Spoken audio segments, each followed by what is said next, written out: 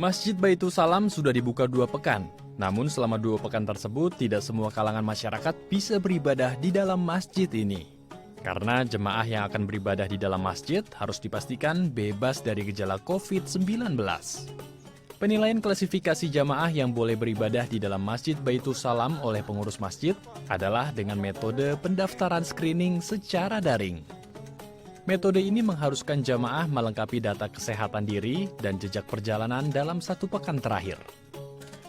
Jamaah yang telah mengisi form penilaian resiko akan mendapatkan kartu penilaian. Jika hasilnya hijau atau beresiko rendah, warga dapat memasuki masjid. Namun jika merah atau beresiko tinggi, maka warga tidak diperkenankan untuk beribadah di masjid. Penilaian resiko atau asesmen ini dilakukan secara berkala setiap minggunya. Sebenarnya di dalam pertanyaan itu juga mengandung perilaku hidup sehat keseharian selama pandemi ini. Apakah terbiasa mencuci tangan, apakah terbiasa melakukan protokol di rumah, pulang langsung cuci baju, dan lain sebagainya. Di dalamnya ada edukasi bagaimana kita menghadapi pandemi supaya selamat.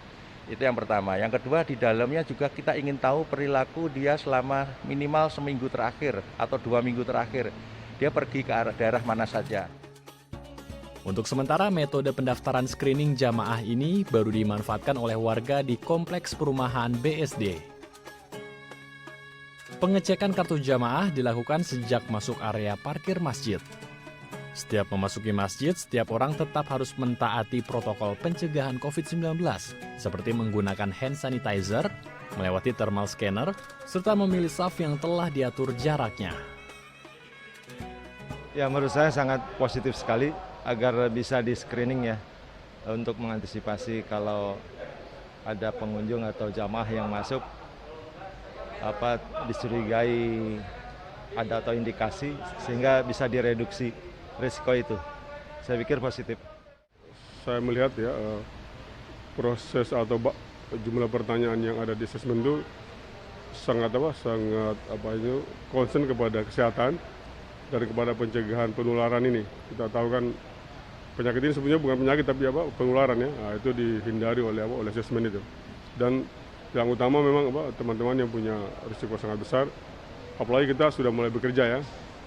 Teman-teman yang bekerja hanya pergi di kantor, saya kira risikonya juga diperhitungkan.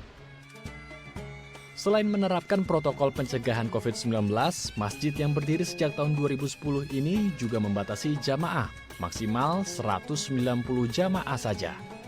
Pada saat kondisi normal, masjid bisa menampung hingga 900 orang. Media Tawadu, Serolino Lamba, Dai TV.